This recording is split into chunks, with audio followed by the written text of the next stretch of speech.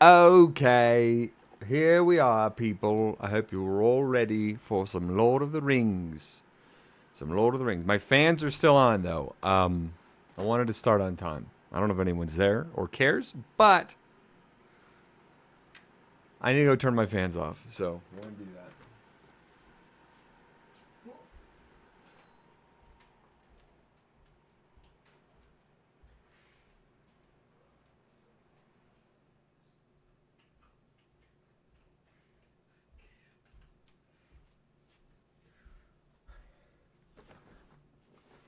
I should probably make sure this is actually working too, because it could not be. And that would be awkward. So we're going to go make sure it's working. Because I'm paranoid. Oh shit, I need to edit my info on this stream. We're going to do that. Okay, it is working. Okay, we're just going to delete that because what? You know? Hello, everyone. Hello, everyone. Okay. All right. Well, I don't know if anyone's here, but might as well just start reading. You know what I mean? Just get this show on the road. We got reading to do. We got chapters to read. Am I wearing the same shirt as last week? I think I am. Maybe. Well, who cares?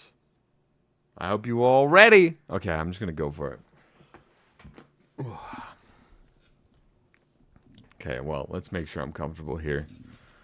I'll make sure I'm in a good position. A good position. We want to turn a little bit towards the mic. I think last week I noticed I was too quiet. So I do want the mic in front of me more so I can get better volume here.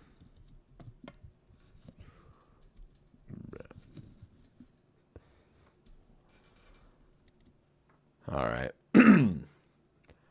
Chapter 9, The Great River. Frodo was roused by Sam. Oh, we're getting out spicy right off the bat. Oh my God.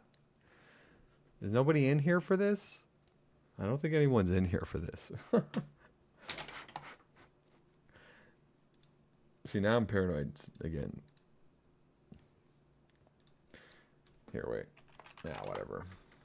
I confirmed we're live, so we're good. Frickin' Tolkien. He was roused by Sam. Like, oh my God. Frodo was roused by Sam.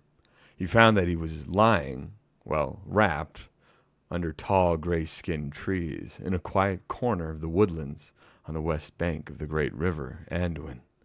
He had slept the night away, and the gray of morning was dim among the bare branches. Gimli was busy with a small fire near at hand. They started again before the day was broad. Not that most of the company were eager to hurry southwards. They were content that the decision, which they must make at latest, when they came to Raros and the Tindruk Isle, still lay some days ahead. They let the river bear them on at its own pace, having no desire to hasten towards the perils that lay beyond. Whichever course they took in the end, Aragorn let them drift with the stream as they wished, husbanding their strength against weariness to come. But he insisted that at least they should start early each day and journey on far into the evening, for he felt in his heart that time was pressing, and he feared that the Dark Lord had not been idle while they lingered in Lorien. Nonetheless, they saw no sign of any enemy that day, nor the next. The dull gray hours passed without event. As the third day of their voyage wore on, the lands changed slowly. The trees thinned, and then failed altogether. On the eastern bank to their left, they saw long, formless slopes stretching up and away towards the sky. Brown and withered they looked, as if fire had passed over them, leaving no living blade of green. An unfriendly waste, without even a broken tree or a bold stone to relieve the emptiness. They had come to the brown lands that lay, vast and desolate, between southern Mirkwood and the hills of Emmenmule. What pestilence or war or evil deed of the enemy had so blasted all the region, even Aragorn could not tell. Whoop. Yeah, I am going. How does it sound? Between southern Mirkwood and the hills of Emmenmule. Sounds all right. Upon the west, to the right, the land was treeless also, but it was flat, and in many places green with wide plains of grass. On this side of the river they passed forests of great reeds, so tall that they shut out all view to the west. As the little boats went rustling by along their fluttering borders, their dark withered plumes bent and tossed in the light cold airs, hissing softly and sadly. Here and there, through openings, Frodo could catch sudden glimpses of rolling meads, and far beyond them hills in the sunset, and away on the edge of sight a dark line, where marched the southernmost ranks of the misty mountains. There was no sign of living, moving things save birds. Of these there were many, small fowl whistling and piping in the reeds, but they were seldom seen. Once or twice the travelers heard the rush and whine of swan wings, and looked up. They saw a great phalanx streaming along the sky. "Got some swans," said Sam, "and mighty big ones too." "Yes. Wait, no. Yes," said Aragorn, "and they are black swans." "How white and empty and mournful all this country looks," said Frodo. "I always imagined that as one journeyed south, it got warmer and merrier, until winter was left behind forever." "But we have not journeyed far south yet," answered Aragorn. "It is still winter, and we are far from the sea. Here the world is cold until the sudden spring, and we may yet have snow again, far away down in the Bay of Belfalas. Far away down in the Bay of Belfalas, to which Anduin runs. It is warm and merry, maybe, but would be but for the enemy. But here we are not above 60 leagues, I guess, south of the South Farthing, away in Yorkshire, hundreds of long miles yonder. You are looking now southwest across the north plains of the Riddermark, Rohan, the land of the horse lords. Ere long we shall come to the mouth of the Limelight that runs down from Fangorn to join the great river. That is the north boundary of Rohan, and of old, that is the north boundary of Rohan, and of old all that lay between Limelight and the White Mountains belonged to the Rohirrim." Damn, he's talking a lot, dude. This is a long paragraph.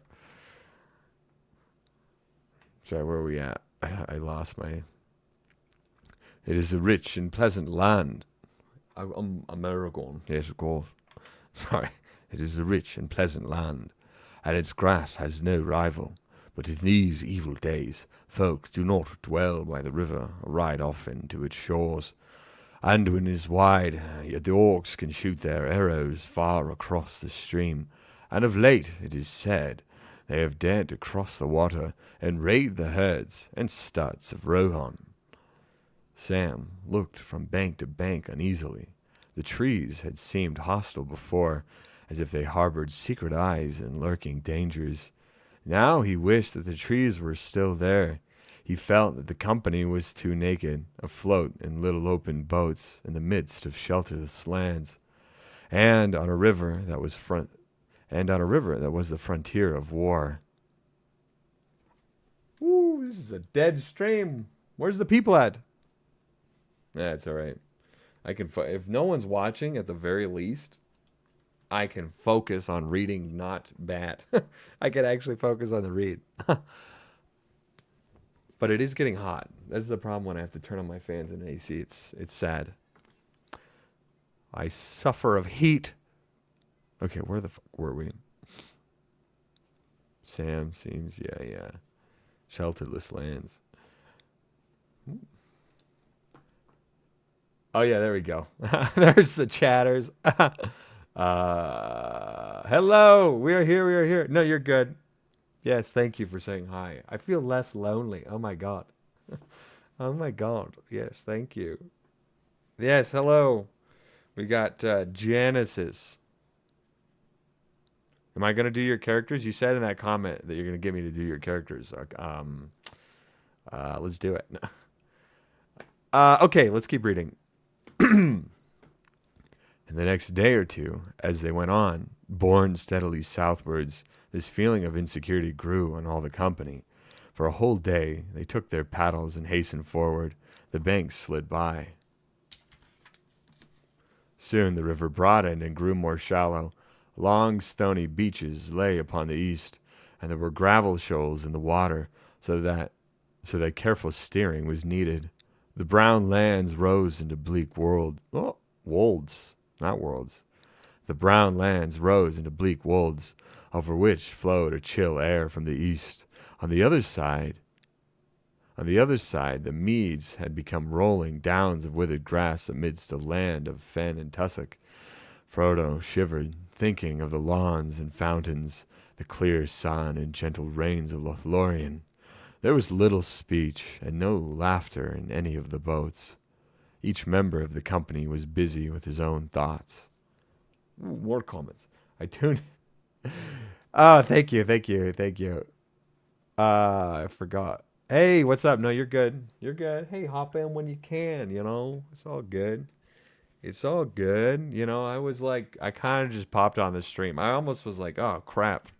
It's Monday. And I was like napping. And I was like, I got 15 minutes to get started.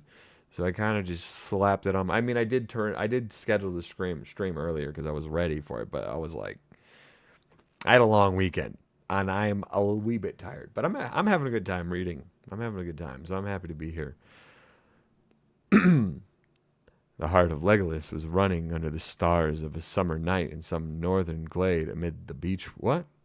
The heart of okay, I was so confused. You start doing announcement posts. Yeah. I think I might start just doing a community post every stream. I think it's a good idea. I think because I did that when I was rescheduling the streams, or whatever. And I've done it a couple of times. I think it's a good idea just to do the community posts every time I do a stream, so that people will know. Hey, I want them to be good videos too. Okay, let's reread this. Let's see. The heart of the heart. No, that's not the way. The heart of Legolas was running under the stars of a summer night in some northern glade amid the beech woods. Gimli was fingering gold in his mind and wondering if it were fit to be wrought. And wondering if it were fit to be wrought in the housing of the lady's gift. Merry and Pippin in the middle boats were ill at ease, for Boromir sat muttering to himself, sometimes biting his nails, as if some restlessness or doubt consumed him, sometimes seizing a paddle and driving the boat close behind Aragorn's.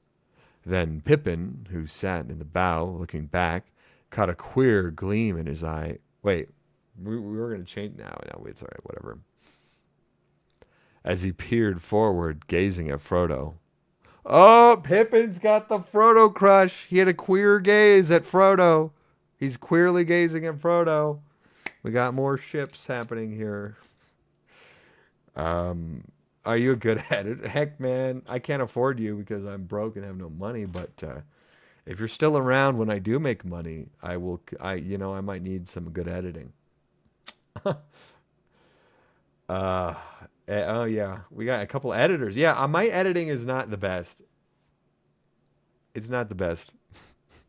Well, what the fuck? Okay, Colby came in at the queer gaze from Pippin. Yes, let's read that again just for fun. Then, then Pippin, who sat in the bow, looking back, caught a queer gleam in his eye as he peered forward, gazing at Frodo. Sorry. It's obviously that is not the intention, but like, because that's not what he meant by queer, but modern context, it sounds like there's something else going on. Okay, sorry. Sam had long ago made up his mind that though boats were maybe not as dangerous as he had been brought up to believe, they were far more uncomfortable than he had imagined. He was cramped and miserable, having nothing to do but stare at the winterlands crawling by and the gray water on either side of him. Even when the paddles were in use, they did not trust Sam with one. As dusk drew down on the fourth day, he was looking back over the bowed heads of Frodo and Aragorn and the following boats. He was drowsy and longed for camp and the feel of earth under his toes. Suddenly something caught his sight. At first he stared at it listlessly. Then he sat up and rubbed his eyes. But when he looked again, he could not see it any more. We get it! They're being followed by Gollum. Okay, what do we got? Let's see. I create two. Yeah, we got we got content creators in here. We got a whole community of content creators. It sounds like, which is pretty dope actually. I like that. Real question: who here thinks Tolkien was closeted? He might have been. He might have been closeted. It's it feels like the hobbits are the main characters, and even though they're hobbits, they're the most written like humans that are just happy and having a good time, and there's some like subtle gay vibes, you know what I mean? I talked to somebody actually at my wedding yesterday, who like had some lore on Tolkien himself, and he had some like serious trauma that Tolkien went through, like his mom died or something at some point, and then he had a bunch of friends that he made at like some school, and then they all got drafted in the war, and all of his friends like died except for him. And apparently he had a very close relationship with all of these guys. So maybe there was something there, All femboys are hobbits, but not all hobbits are. Yeah, that's true. That is true. That's definitely the case. Absolutely, yeah. Okay, where are we at?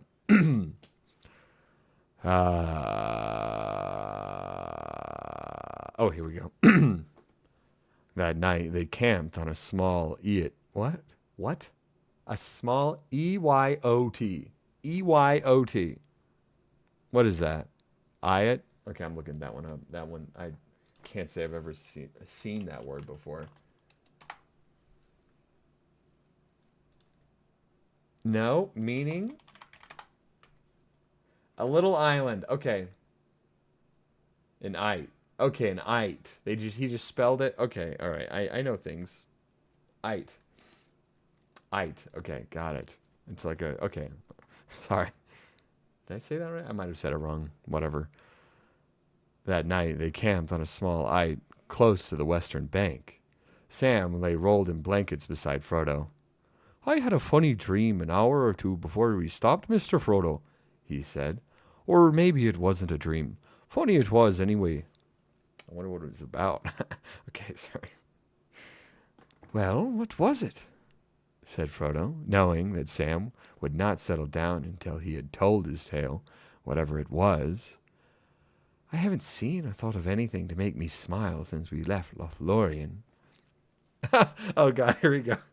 It wasn't funny in that way, Mr. Frodo. It was queer. I was just about to make the joke that he was dreaming about Frodo. That was queer. I wonder if this is where that version of the word originated from. That back in the 50s, or the whatever, the gays were like, we need a word. We need a word for our gayness, that's different, And they read The Lord of the Rings, and they're like, these hobbits are up to something, and this is where it came from. This is where it originated. Probably not, but Maybe. I don't know. It wasn't funny in that way, Mr. Frodo. It was queer. All wrong if it wasn't a dream. And you had best hear it. It was like this. I saw a log with eyes.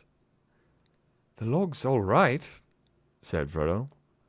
There are many in the river, but leave out the eyes. That I won't, said Sam. 'Twas the eyes that made me sit up, so to speak. I saw what I took to be a log floating along in the half-light behind Gimli's boat, but I didn't much give heed to it. Then it seemed as if the log was slowly catching up to us, and if that was peculiar, as you might say, seeing as we were all floating on the stream together, just then I saw the eyes, two pale sort of points, shiny like, on a hump at the near end of the log. What's more, it wasn't a log, for it had paddle feet, like a swan's almost, only they seemed bigger. Sorry, I lost it for a second. Only they seemed bigger, and kept dipping in and out of the water. That's when I sat right up and rubbed my eyes, meaning to give a shout, if it was still there when I had rubbed the drowse out of me head. For whatever it was coming along fast now and getting close behind Gimli, but whether those two lamps had spotted me moving and staring, or whether I came to my senses, I don't know. When I looked again, it wasn't there. Yet I caught a glimpse, with the tail of my eye, as the saying is, of something dark shooting under the shadow of the bank. I couldn't see no more eyes, though. I said to myself, dreaming again, Sam Gamgee, I said, and I said no more just then. But I've been thinking since, and now I'm not so sure. What do you make of it, Mr. Frodo? I don't know. Does he sound Canadian? Mr. Frodo. I feel like it's like, and then I'm Sam. I'm like marble. He's got marbles in his mouth, you know. Whatever. So all hobbits are queer? Yeah, I guess so. Apparently. I mean, I don't know, man. They seem to have something going on. No, I'm just kidding. Obviously, we found out it was queer because he was looking at Gollum. So who knows, I guess. Where are we at? Okay, what do we do? I should make nothing of it but a log, and the dusk, and sleep in your eyes, Sam, said Frodo. If this was the first time that those eyes had been seen, but it wasn't. I saw them away back north before we reached Lorien, and I saw a strange creature with eyes climbing to Flet that night. Haldir saw it too. And do you remember the report of the elves that went after the orc band? Oh, said Sam, I do, and I remember more too. I don't like my thoughts, but thinking of one thing and another, and Mr. Bilbo's stories and all, I fancy I could put a name on that creature at a guess. A nasty name. Gollum, maybe.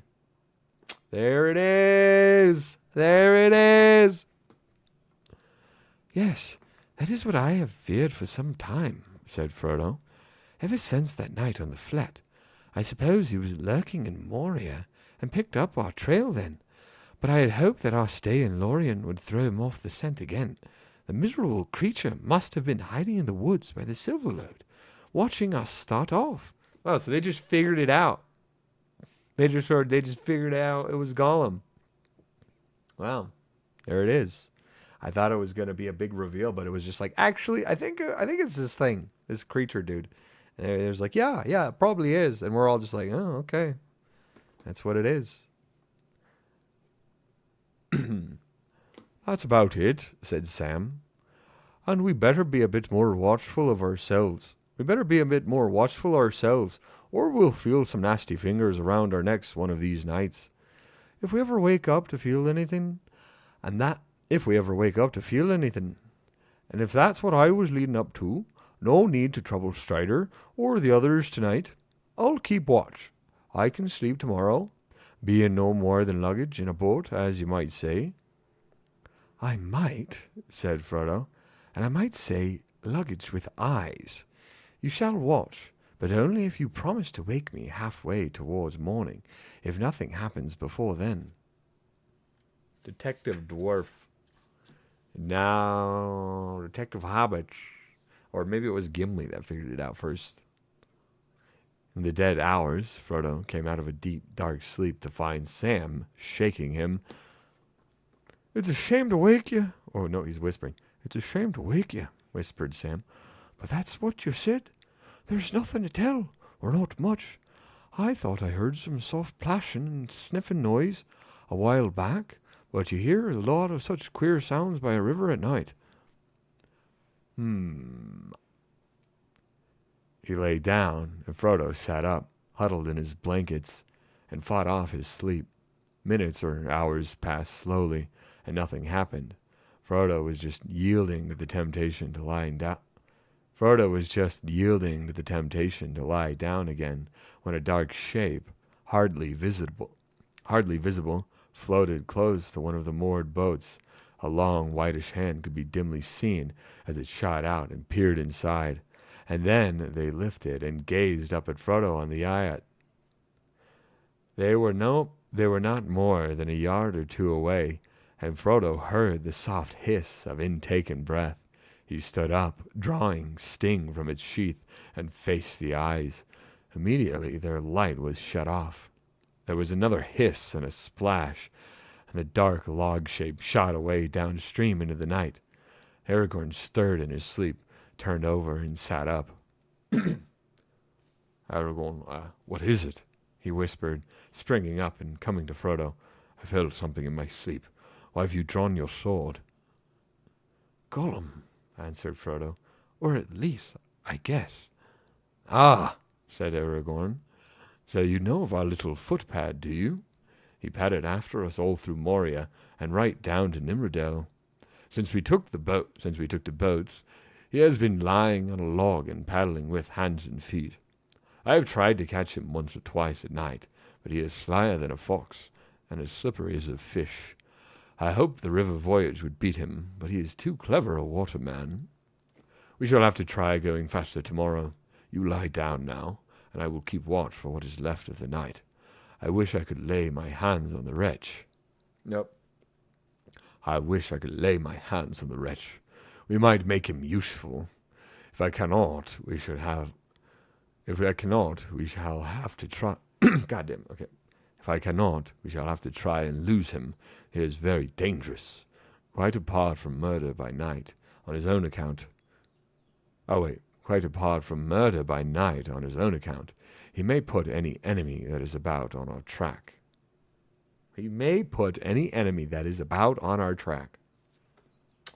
Whatever. Brokeback Mountain. Yeah, Brokeback Mountain with all these hobbits and their queerness. Okay.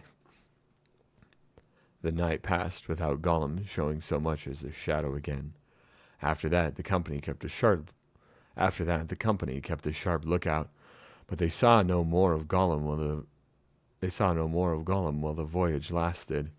If he was still following, he was very wary and cunning. At Aragorn's bidding, they paddled now for long spells, and the banks went swiftly by. But they saw little of the country, for they journeyed mostly by night and twilight, resting by day and lying as hidden as the land allowed. In this way, the time passed without event until the 7th day. The weather was gray and overcast, with wind from the east, but as evening drew into night, the sky away westward cleared, and pools of faint light, yellow and pale green, opened under the gray shores of cloud. There the white rind of the new moon could be seen glimmering in the remote lakes. Sam looked at it and puckered his brows. The next day... Oh, I'm not even using this light. I forgot to turn it on. Honestly, I think I need to change the batteries on this light that I got right here. It is not bright at all. It's not as necessary now that it's not as dark. Like, I tried to have the stream start at night because I like the night vibe of my setup here. You know, with this light back here. But the sun just sets later, and I don't want to start the recording. I don't want to start the stream at like 8 or 9 or whatever. So just changes. It just changes, and now it's also hotter, which sucks. Ooh. Where the frick are we? Oh, there we are. Okay. The next day, the country on either side began to change rapidly. The banks began to rise and grow stony. Soon they were passing through a hilly rocky land. And on both shores there were steep slopes buried in deep banks of thorn and sloe, tangled with brambles and creepers. Behind them stood low, crumbling cliffs and chimneys of gray weathered stone dark with ivy, and beyond these again there rose high ridges crowned with wind-wreathen firs. Wind-wreathen firs. They were drawing near to the gray hill country of the Yemen Mule, the southern march of Wilderland. The southern march of Wilderland. Of Wilderland. I know, dude. I like coldness. I like coldness. I like coldness. I mean, summer's nice. Don't get me wrong, but like, I like to not be hot, you know. And AC runs a little bit of extra energy and money, unfortunately, and also means loud background noise for my live stream. Okay.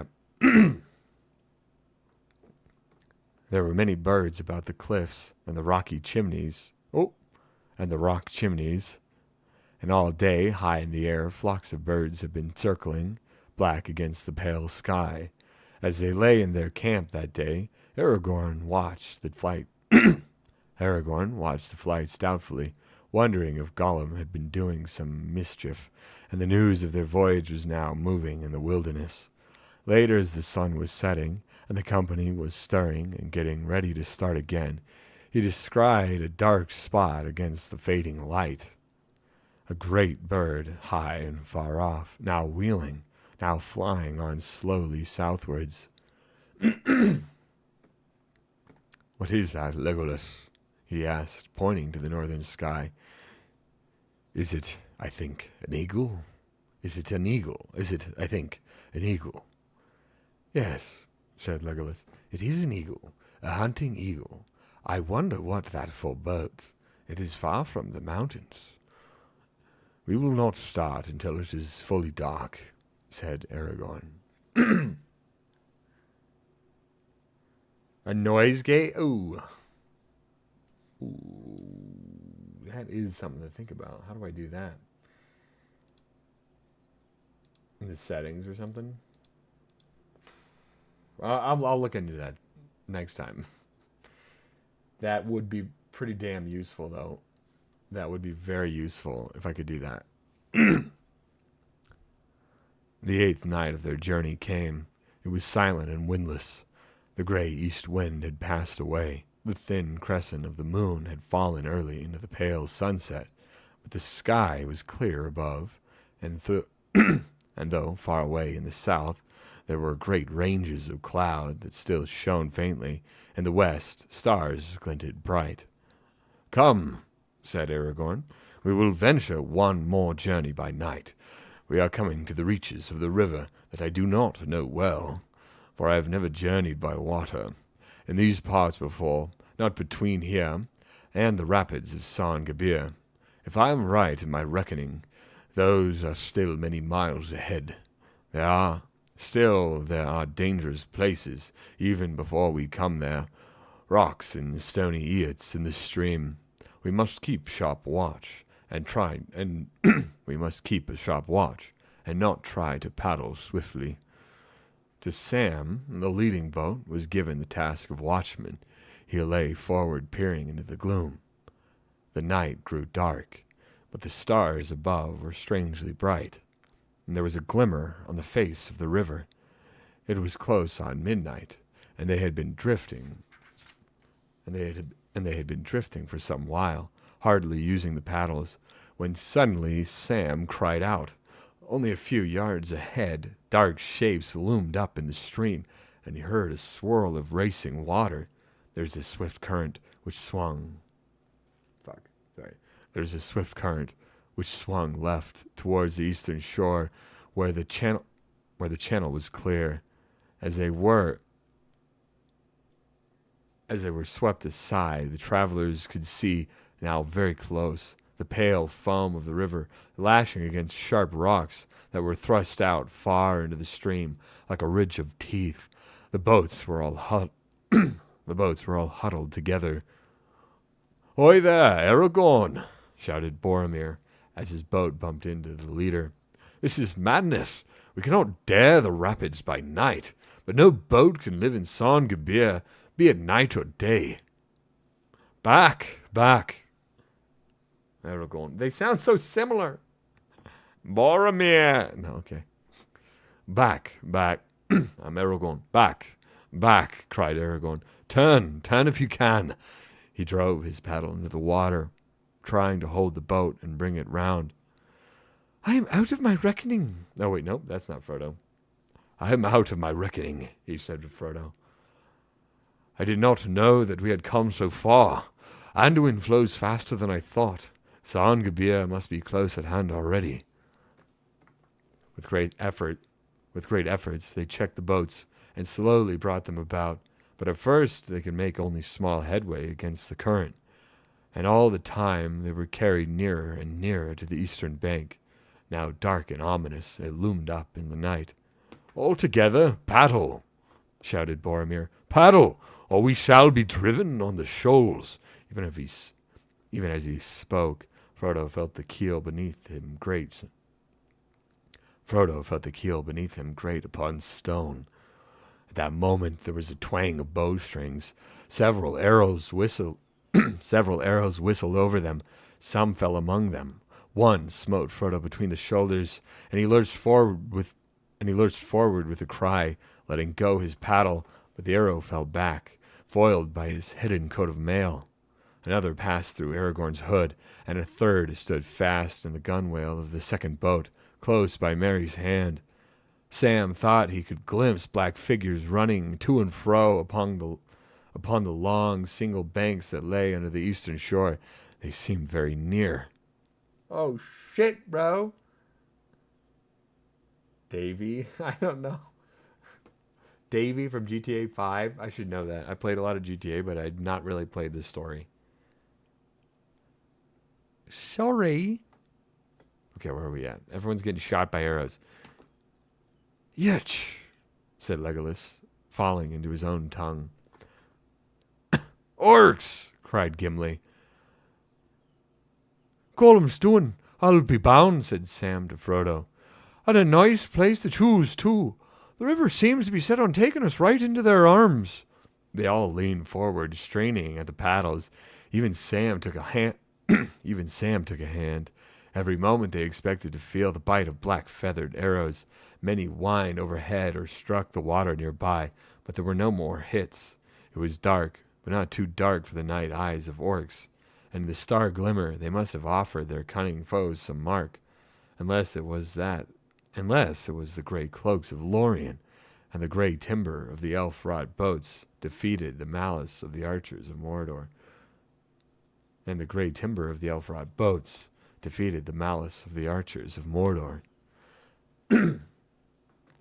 Stroke by stroke they labored on. In the darkness it was hard to be sure that they were indeed moving at all, but slowly the swirl of the water grew less, and the shadow of the eastern bank faded back into the night.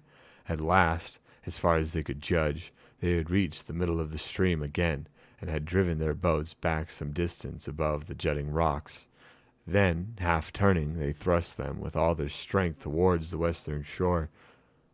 Under the shadow of bushes, leaning out over the water, they halted and drew breath. Legolas laid down his paddle and took up the bow that he had brought from Lorien. Then he sprang ashore and climbed a few paces up the bank, stringing the bow and fitting an arrow as he turned, peering back over the river into the darkness. Across the water there were shrill cries, but nothing could be seen. Frodo looked up at the elf standing above him. He gazed into the night, seeing a mark to shoot at. His head was dark, crowned with sharp white stars that glittered in the black pools of the sky behind, But now, rising and sailing up from the south, the great clouds advanced, sending out dark outriders into the starry fields. A sudden dread fell on the company. Oh, God. Legolas, he sounds like this, yes. Fuck, what does Legolas sound like? I haven't done him enough. Elbereth Gathoniel, sighed Legolas. Elbereth Gathoniel, sighed Legolas as he looked up. Even as he did so, a dark shape, like a cloud and yet not a cloud, for it moved far more swiftly, came out of the blackness in the south and sped towards the company, blotting out all the light as it approached. Soon it appeared as a great winged creature, blacker than the pits in the night. Fierce voices rose up to greet it from across the water. Frodo felt a sudden chill running through him and clutching at his heart. There was a deadly cold, like the memory of an old wound in his shoulder. He crouched down as if to hide. Suddenly the great bow of Lorien sang. Shrill went the arrow from the elven string. Frodo looked up. Almost above him, the winged shape swerved. There was a harsh croaking scream as it fell out of the air, vanishing down into the gloom of the eastern shore. The sky was clean again. There was a tumult of many voices far away, cursing and wailing in the darkness, and then silence. Neither shaft nor cry came again from the east that night. After a while, Aragorn led the boats back upstream. They felt their way along the water's edge for some distance until they found a small, shallow bay. A few low trees grew there close to the water, and behind them rose a steep rocky bank. Here the company decided to stay and await the dawn. It was useless to attempt to move further by night. They made no camp and lit no fire, but lay huddled in the boats, moored close together. Oh. When the reading is so good, you forget. Yeah, it's an audiobook. This isn't a live stream. This is an audiobook. I'm just pretending. No. Okay, wait, who's saying this sentence? Gimli. Praise the bow of Galadriel, and the hand and eye of Legolas, said Gimli, as he munched a wafer of lembas. That was a mighty shot in the dark, my friend. But who can say what it hit? Said Legolas. I cannot, said Gimli, but I am glad that the shadow came no nearer. I liked it not at all. Too much it reminded me of the shadow in Moria, the shadow of the Balrog. He ended in a whisper. It was not a Balrog, said Frodo, still shivering with the chill that had come upon him. It was something colder. I think it was. Then he paused and fell silent. What do you think? Asked Boromir eagerly, leaning from his boat as if he was trying to catch a glimpse of Frodo's face. No, I will not say, answered Frodo. Whatever it was, its fall has dismayed our enemies.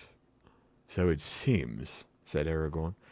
Yet where they are, and how many, and what they will do next, we do not know. This night we must all be sleepless. Dark hides us now, but what the day will show, who can tell? Have your weapons close to hand. I'm still trying to nail Aragorn. Fuck. Sam sat tapping the hilt of his sword, as if he were counting on his fingers, and looking up at the sky. Which is very strange, he murmured. The moon's the same as the Shire and in Wilderland, or it ought to be, but either it's out of its running, or I'm all wrong in my reckoning. You'll remember, Mr. Frodo, the moon was waning as we lay on the flat up in the tree. The moon was waning as we lay on the flat up in that tree, a week from the full, I reckon. And we'd been a week on the way last night, when up pops a new moon, as thin as a nail parent, as if we had never stayed no time in the eldest country. Well, I can remember 3 nights there for certain, and I seem to remember several more, but I would take my oath as it was never a whole month. Anyone would think that time did not count in there. And perhaps that was the way of it, said Frodo. In that land, maybe, we were in a time that has elsewhere long gone by. It was not, I think, until Silverlode bore us back to Anduin, and we returned to the time that flows through mortal lands to the great sea. I don't remember any moon, either new or old, in Caris Galadon, only stars by night and sun by day. Legolas stirred in his boat. Nay, time does not tarry ever, he said, but change and growth is not in all things and places alike. For the elves the world moves, and it moves both very swift and very slow. Swift because they themselves change little, and all else fleets by. It is a grief to them. Slow because they need not count the running years, not for themselves. The passing seasons are but ripples ever repeated in the long, long stream.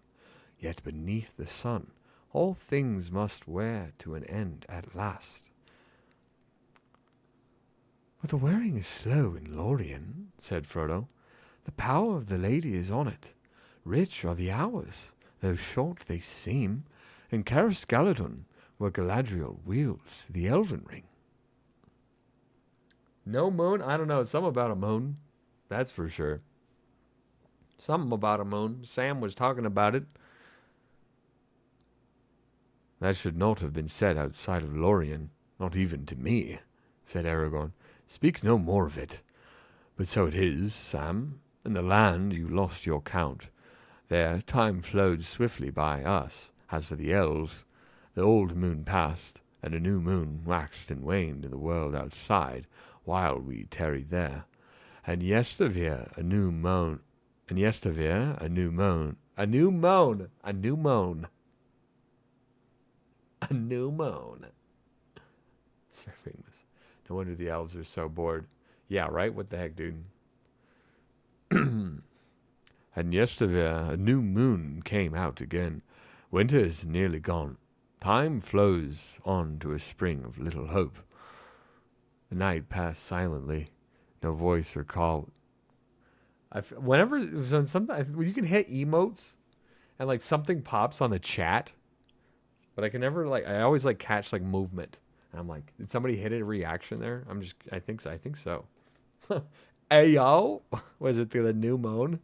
The new moon. Maybe I should put this here so I can see it better. Okay. The night passed silently. No voice or call was heard again across the water. The travelers huddled in their boats.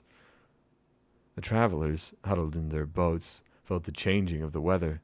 The air grew warm and very still under the great moist clouds that had floated up from the south and the distant seas. The rushing of the river over the rocks of the rapids seemed to grow louder and closer. The twigs of the trees above them began to drip. When the day came, the mood of the world about them had become soft and sad. Slowly the dawn grew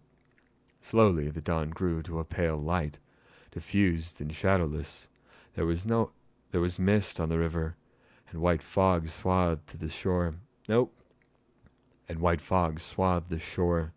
The far bank could not be seen.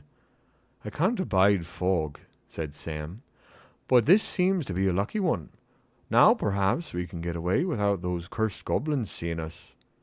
Perhaps so, said Aragorn, but it will be hard to find the path unless the fog lifts a little later on. We must find the path if we are to pass San Gabir and come to Emin Muir. I do not see why we should pass the rapids or flow the river any further, said Boromir. If Emin Muir lie before us, then we can abandon these cockle boats and strike westward and southward until we come to the Entwash and cross into my own land. We can, if we are making for Minas Tirith, said Aragorn, but that is not yet agreed, and such a course may be more perilous than it sounds. The Vale of Entwash is flat and fenny. The fog is a deadly peril there for those on foot and laden. I would not abandon our boats until we must. The river is at least a path that cannot be missed. But the enemy holds the eastern bank, objected Boromir, and even if you pass the gates of Argonath and come unmolested to the Tinrock, what will you do then? Leap down the falls and land in the marshes? No, answered Aragorn. Say rather that we will bear our boats the ancient way to Rorosfoot, and there take to the water again. Do you not know, Boromir, or do you choose to forget the North Stair and the high seat upon Amon Hen that were made in the days of great kings? I at least have a mind to stand in that high place again, before I decide my further course. There, maybe, we shall see some sign that will guide us. Bro, what is going on, Tolkien? Yeah, right, dude? Right, dude? I mean, I think it's just, it's accurate. Unmolested. Oh, my God. Well, people use that word that way. Maybe sometimes still. I don't know. Don't bring up my Epstein jokes from last time. I tried to forget that happened, okay? It's too soon for the Epstein jokes. Too soon. Boromir held out long against this choice, but when it became plain that Frodo would follow Aragorn wherever he went, he gave in. It is not the way of the men of Minas Tirith to desert their friends in need, he said, and you will need my strength. If ever you are to reach the Tinrock, to the Tall Isle I will go, but no further. There I shall turn to my home, alone, if my help has not earned the reward of any companionship. We want some companionship. The day was now growing, and the fog had lifted a little. It was decided that Aragorn and Legolas should go at once forward along the shore, while the others remained by the boats. Aragorn hoped to find some way by which they could carry both their boats and their baggage to the smoother water beyond the rapids. Boats of the elves would not sink, maybe, he said. But that does not say that we should come through San Gibir alive. None have ever done so yet. No road was made by the men of Gondor in this region, for even in their great days, their realm did not reach up Anduin beyond the Emyn Muil. I feel like it should be Muil or Mule. I don't know. But there is a portage way. Oh, porridge. What the fuck am I saying? But there is a portage way somewhere on the western shore, if I can find it. It cannot have perished, for light boats used to journey out of Wilderland down to Osgiliath, and still did so until a few years ago, when the orcs of Mordor began to multiply. Seldom in my life has any boat come out of the north, and the orcs prowl on the east shore, said Boromir. If you go forward, peril will grow with every mile, even if you find a path. Peril lies on every southward road, answered Aragorn. Wait for us one day. If we do not return in that time, you will know that evil has indeed befallen us. Then you must take a new leader and follow him as best as you can. It was with a heavy heart that Frodo saw Aragorn and Legolas climb the steep bank and vanish into the mists, but his fears proved groundless. Only 2 or 3 hours had passed, and it was barely midday when the shadowy shapes of the explorers appeared again. All is well, said Aragorn as he clambered down the bank. There is a track, and it leads to a good landing that is still serviceable. The distance is not great. The head of the rapids is but a half a mile below us, and they are little more than a mile long. Not far beyond them, the stream becomes clear and smooth again, and it runs swiftly. Our hardest task will be to get our boats and baggage to the old portage way. We've found it, but it lies well back from the water sides here, and runs under the lee of a rock wall, a furlong or more from the shore. We do not find where the northward landing lies. If it still remains, we must have passed it yesterday night. We might labor far upstream and yet miss it in the fog. I fear we must leave the river now and make for the portageway as best as we can from here. That would not be easy, even if it were all men, said Boromir. Yet, such as we are, we will try it, said Aragorn. Aye, we will, said Gimli. The legs of men will lag on a rough road, while a dwarf goes on, but the burden twice on his own weight, Master Boromir. The task proved hard and... Oh! I got a gunk in my throat. My mom's texting me. I'm doing my Lord of the Rings reading, Mom. Mom? Sorry.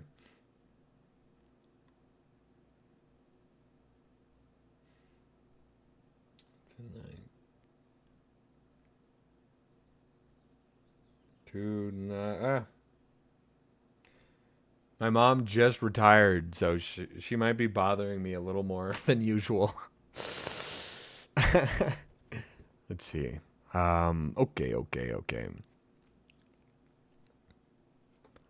The task proved hard indeed. What did you say, oh my to? What did he say, oh my to? What was it? Did I say something weird? Did Tolkien say something weird? He probably did. He probably wrote something weird. The task proved hard indeed, yet in the end it was done. The goods were taken out of the boats and brought to the top of the bank, where there was a level space. Then the boats were drawn out of the water and carried up. They were far less heavy than any had expected. What the fuck? Okay. Of what tree growing in the Elfish country they were made not even Legolas. What the fuck? Okay. Of what tree growing in the Elvish country that they were made of what the fuck? Okay, the boats. They're talking about the boats. Okay, sorry, I was so confused there. Then the boats were drawn out of the water and carried up. They were far less heavy than any had expected. Of what tree growing in the Elvish country they were made, not even Legolas knew, but the wood was tough and yet strangely light. Merry and Pippin alone could carry their boat with ease along the flat. Nevertheless, it needed the strength of two men to lift and haul them over the ground the company had now. Nonetheless, it needed the strength of the two men to lift and haul them over the ground that the company now had to cross. It sloped up away from the river, a tumbled waste of gray limestone boulders, with many hidden holes shrouded with weeds and bushes. There were thickets and brambles and sheer dells, and here and there boggy pools fed by waters trickling from the terraces further inland. White cedar? Oh, white cedar, huh? Have they made it out of the Shire yet? Not yet, Colby. They're almost there, though, I think. I think they're almost there. The Fellowship has only just now gotten off the Shire River, and now they're thinking about trying to move their boats off out into the Shire wilderness, I think is what's happening. Maybe. Hard to say for sure.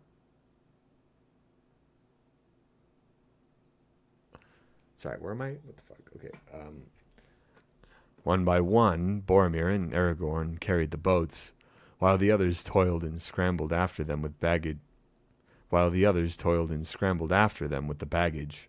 At last, all was removed and laid on the portageway. Then, with a little further hindrance, save from sprawling briars and many fallen stones, they moved forward altogether. Fog still hung in veils upon the crumbling rock wall, and to their left mist shrouded the river. They could hear it rushing and foaming over the sharp shelves and stony teeth of Sharn Gabir, but they could not see it. Twice they made the journey, before all was brought safe to the southern landing. Random exposition, yeah. This has been mostly just a story about where they're going to go. This isn't actually them, you know.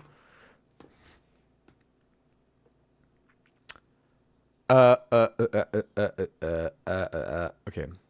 There, the portageway, turning back to the water side, ran gently down the shallow edge of a little pool. It seemed to have been scooped in the riverside, not by hand, but by the water swirling down from Sarn Gabir against a low pier of rock that jutted out some way into the stream. Beyond it, the shore rose sheer into a gray cliff, and there was no further passage for those on foot. Already the short afternoon was past, and a dim, cloudy dusk was closing in.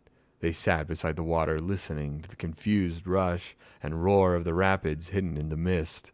They were tired and sleepy, and their hearts were as gloomy as the dying day. "Well, here we are, and here we must pass another night," said Boromir. "We need sleep, and even if Aragorn had a mind to pass the gates of Argonath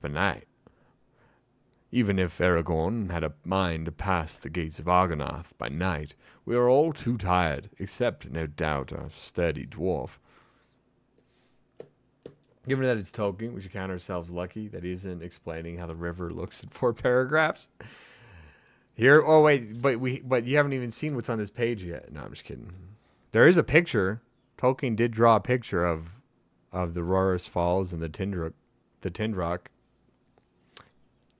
And I'm not going to show it to you because it'd take a lot of effort to finagle this thing. So sorry, it's just for me. Gimli made no reply. He was nodding as he sat. Let us rest as much as we can now," said Aragorn. "Tomorrow we must journey by day again, unless the weather changes once more and cheats us. We shall have a good chance of slipping through, unseen by any eyes on the eastern shore, but tonight 2 must watch together in turns, 3 hours off and 1 on guard." Nothing happened that night worse than a brief drizzle of rain an hour before dawn, and as soon as it was fully light they started. Already the fog was thinning. They kept as close as they could to the western side. They could see the dim shapes of the low cliffs rising ever higher, shadowy walls with their feet in the hurrying river, and the mid-morning the clouds drew down lower and began to rain heavily. They drew the skin covers over their boats to prevent them from being flooded, and drifted on. Little could be seen before them or about them through the gray falling curtains.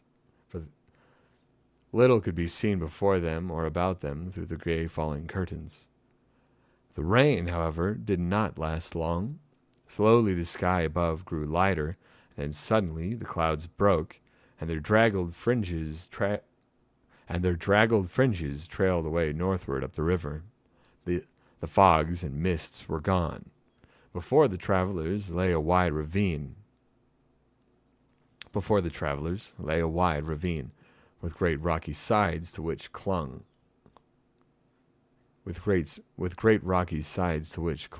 upon shelves and narrow crevices a few thorn trees. The channel grew narrower and the river swifter. Now they were speeding along with little hope of stopping or turning, whatever they might meet ahead.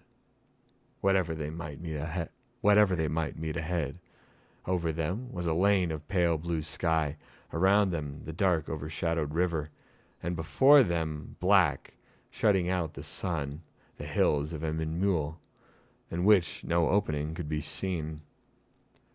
Frodo, peering forward, saw in the distance 2 great rocks approaching. Like great pinnacles or pillars of stone they seemed.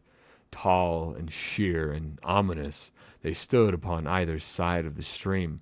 A narrow gap appeared between them, and the river swept the boats towards it. "Behold Argonath, the pillars of the kings," cried Aragorn. "We shall pass them soon. Keep the boats in a line, and as far apart as you can. Hold the middle of the stream." No, he's yelling. Fuck. He's yelling! Behold, Argonath, the pillars of the kings, cried Aragorn. We shall pass them soon. Keep the boats in a line, and as far apart as you can. Hold the middle of the stream. As Frodo bore towards them, the great pillars rose like towers to meet him. Giants they seemed to him, vast grey figures, silent but threatening. Then he saw that they were indeed shaped and fashioned. The craft and power of old had wrought upon them, and yet still they preserved through the suns and rains of forgotten years the mighty likeness in which they had been. The mighty likeness in which they had been hewn. Upon great pedestals founded in the deep waters stood two great kings of stone. Still with blurred eyes and crannied brows they frowned upon the north, and the left hand of each was raised a palm outwards in gesture of warning. In each right hand there was an axe. Upon each head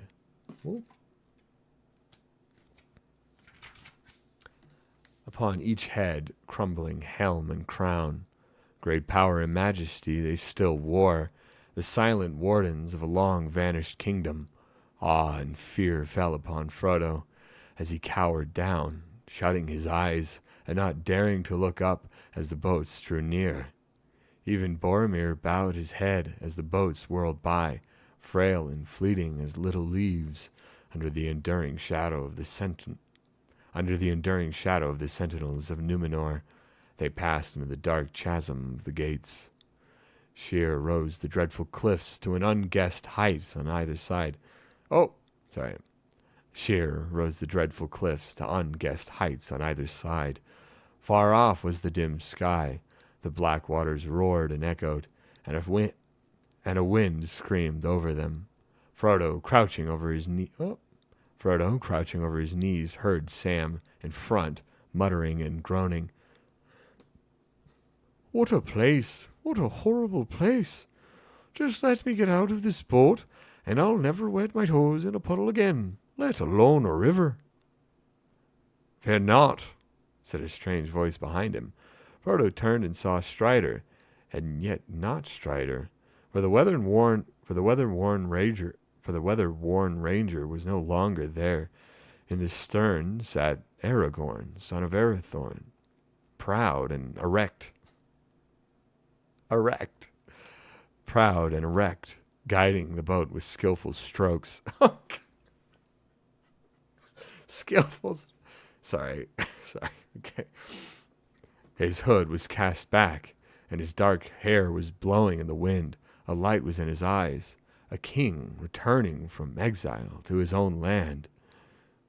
"Fear not," he said. "Long I have desired to look upon the likeness of Isildur and Arion, my sires of old. Under their shadow, Elisar, the Elfstone, son of Arathorn, of the house of Valandil, Isildur's son, the heir of Elendil, has naught to dread." Good God, man. What is he saying? What is he saying? Did I read that good? I feel like I didn't. I'm going to read that again. Aragorn, yes. Fear not, he said.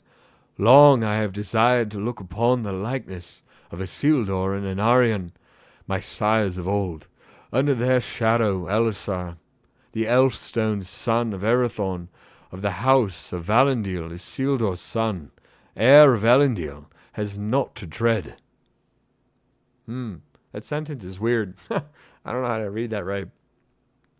Then the light of his eyes faded, and he spoke to himself. Would that Gandalf were here. How my heart yearns for Minas Anor and the walls of my own city. But whither now shall I go? Yeah, right, dude? I mean, the 50s were a different time, man. Maybe they just they had different innuendos or fewer innuendos, you know? It's like we get it. Our standing erect, like, okay, that's a little weird, you know, and then the strokes is a little weird, but putting them back to back, you know, putting them back to back is like, okay, even my juvenile mind, I can't ignore that. He stood proud and right with the boat with skillful strokes. Okay. Okay, sorry. Okay. Let's move on. The chasm was long and dark, and filled with the noise of wind and rushing water and echoing stone. It bent somewhere towards the west, so that at first all was dark ahead. But soon Frodo saw a tall gap of light before him, ever growing. Swiftly it drew near, and suddenly the boats shot through, out into a wide, clear light.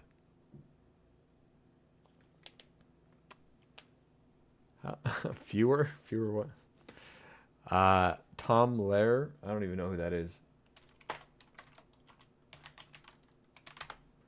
Musician and mathematician. Singer-songwriter, satirist. Why is he a perv? Nah, okay. Sorry, where were we?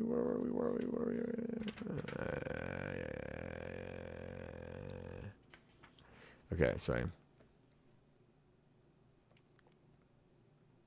The sun, already long fallen from the noon, was shining in a windy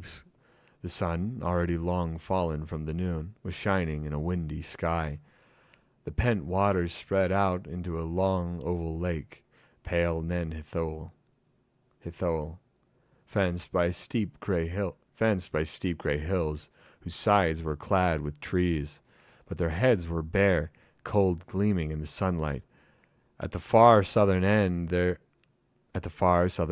rose 3 peaks. The midmost stood somewhat forward from the others, and sundered from them, an island in the waters, about which the flowing river flung pale shimmering arms. Distant but deep there came up on the wind a roaring sound, like the roll of thunder heard far away.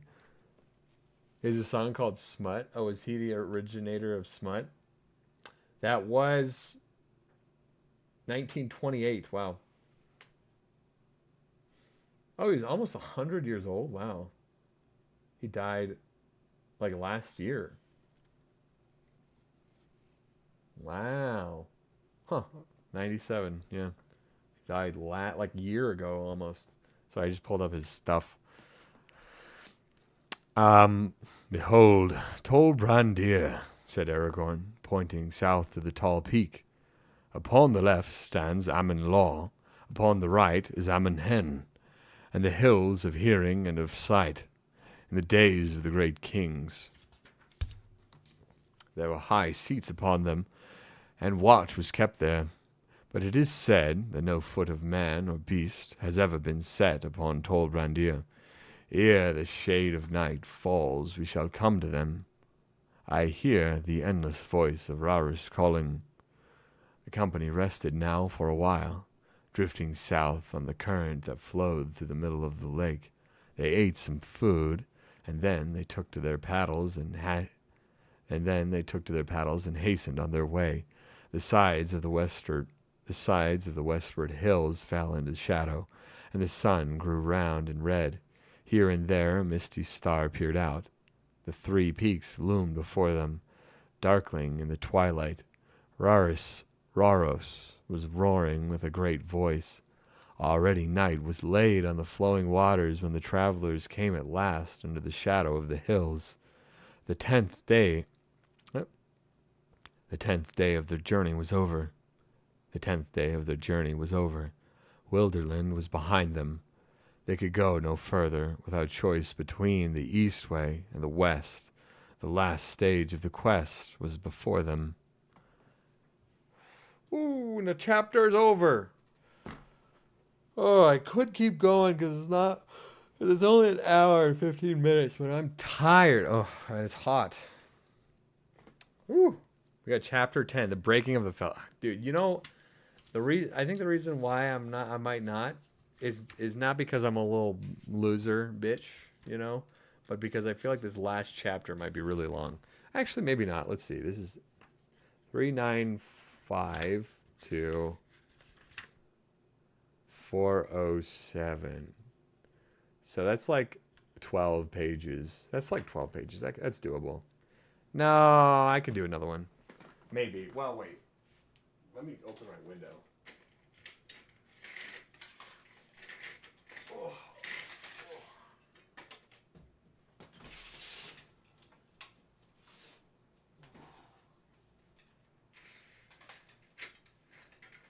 Oh, man. I mean, maybe I should get some rest. Maybe. Maybe. I've been, like, chilling all day. I could just save it for next time. We could just have a short stream this week. It's fine. It's fine, right? Oh, I'm very hot right now. I opened the window and it is like sunset right now, which is pretty nice. Whew. I honestly don't know. Let's see. So this is 12 pages, which is not too bad. Chat is not too active, but it is an hour and 15 minutes. And if we go for another one, it could be like 3 hours, you know? Like, how long was that chapter? Let's use that as a reference. Let's see how long this chapter was. So this was 380 to 394. 380 to 394 is 14 pages. So that did take an hour. So this would take another hour, which isn't too bad. I'm so indecisive. I'm literally so indecisive. I kind of want to just call it. All right, well, you know, I think we'll just call it. Because good stuff. You're working on stuff? Heck yeah. I would love to get involved in projects. I don't know how to communicate with people, actually. I was going to get your Discord somehow, but we didn't do it. I need to set up a business email, or I'm thinking about setting up a Discord too for the channel, actually. So I talked to my video that I just made about a show, you know, or whatever, which is just kind of some dumb idea that I had. So I wouldn't get too excited about it, but I think it'll be fun. But I was thinking about making a Discord for it. Making a Discord for that stream, but not just for the stream, just in general, because I think it would be really great to have, have a Discord, you know. And I was gonna stream in there and hang out in there and whatever. So that might be a good way to have some interaction, you know. Discord might not be a good call, given what's happening in Texas. Yes, we're all weirdos here. It is true, we are weirdos here. What's happening in Texas? Discord, Texas. What? Tell me more. Texas sues Discord. Oh my god, I found some video.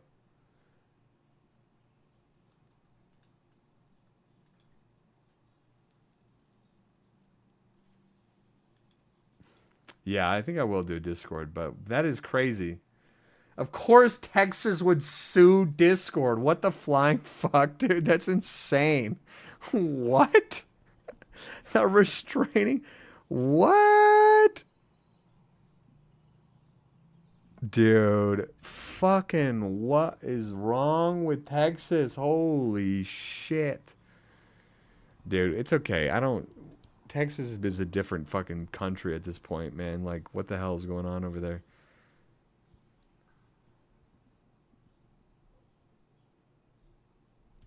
What the I don't know if any of you guys are from Texas. I think there might be. Not that people in Texas suck, just apparently Texas itself or some of it. I don't know. That's just insane. Maximum restrictions on all accounts, dude. What? What? Bruh, well, I kind of need Discord to make this thing work, so I think I still have to do it. Otherwise it's all scrapped. So, I don't know. That's great news, though.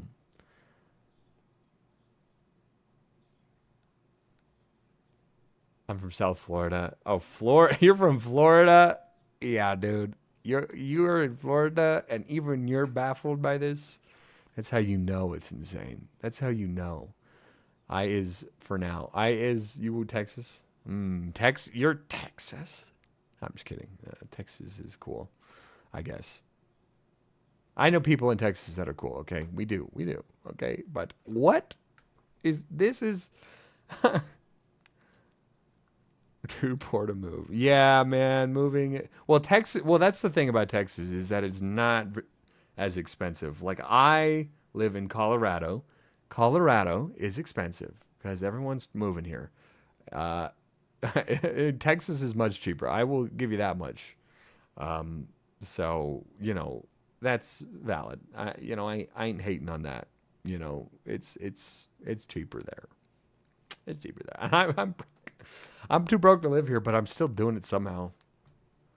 Okay, well, I guess we're gonna call it then. Next, we got chapter 10, which is the breaking of the fellowship, which I assume is the end of the book of this book. Maybe. Hard to say for sure. Yes. Yep. Yes. Yep. Okay. Next chapter is the end of the book, so I think maybe we should save it for next time for sure. Absolutely. Kansas. Yeah, Kansas is probably better. Half your state is the Rockies and national parks. Yeah. Yeah, you got Denver, and then you got like a couple other places like Fort Collins and Colorado Springs and some other cities, like places in the mountains. But it's like we got the mountains here, which everyone loves the mountains. But I was born and raised here, so I'm kind of unimpressed. I know, dude.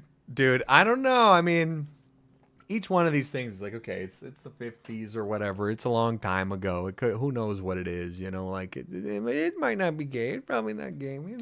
But when it keeps happening, it's like, okay, wait. What's going on here, Tolkien? Okay, bye for real. Yes, I agree. Bye for real. I'm gonna leave. I will. I think I want to try to do this stream this week. No promises. I might do a stream of some kind, even if it's just like a test stream later on. I will community post about it, and hopefully we'll have something exciting or whatever the fuck to provide later on this week. But thank you for watching, folks. Thank you for watching. You're all wonderful. You're all wonderful. Denial is a river in Egypt. Your token is yeah, token gay, dude. Yeah, I'm gonna set up a Discord probably. Sooner or later, that will happen for sure. I mean, I like the idea of having a play like a community place, and we're small enough now. We could just probably do a Discord, and whoever wants to join can join. If we get bigger, it might have to be restricted somehow, with like memberships or something, and it'll get complicated. But you know what? That might not happen. In which case, we're just sitting here having a good time, Okay. Okay, farewell, folks.